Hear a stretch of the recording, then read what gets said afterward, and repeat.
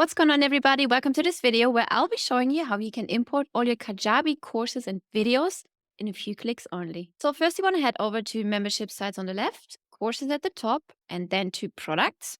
You want to navigate over to create product at the top right. Do not click on it, just hover over it.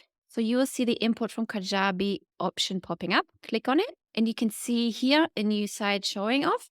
This email address, please copy this. Click on this button here that copies it.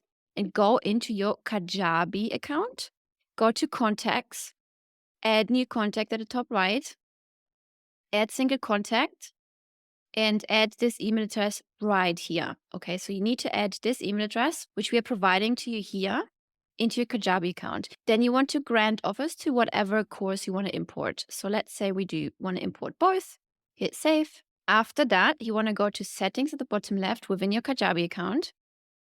You're going to go to site details. And you want to find your URL. You want to copy that URL and you want to paste that URL right here. Make sure you add /login at the end and make sure you add HTTPS at the beginning. Here under password, you should be entering the password which helps you to log into your Kajabi site, which in this case is this page here. So log into your Kajabi site and make sure you're logged in before you start this process. Then put your password into the CRM and hit import. Now the system is migrating all the courses from Kajabi over to the CRM. If you want to cancel the import, you can just hit cancel and confirm right here. Or if you want to refresh the status, you can just click that refresh button right here, or you click on the refresh status right here. Please note at this very moment, you can import Premier products, and on course sites, we are adding more themes as we go along. Now, once the process has completed, it will let you know in the top right corner. So the process has completed right now, and let's go and see if the course content has been imported. Hover over to products.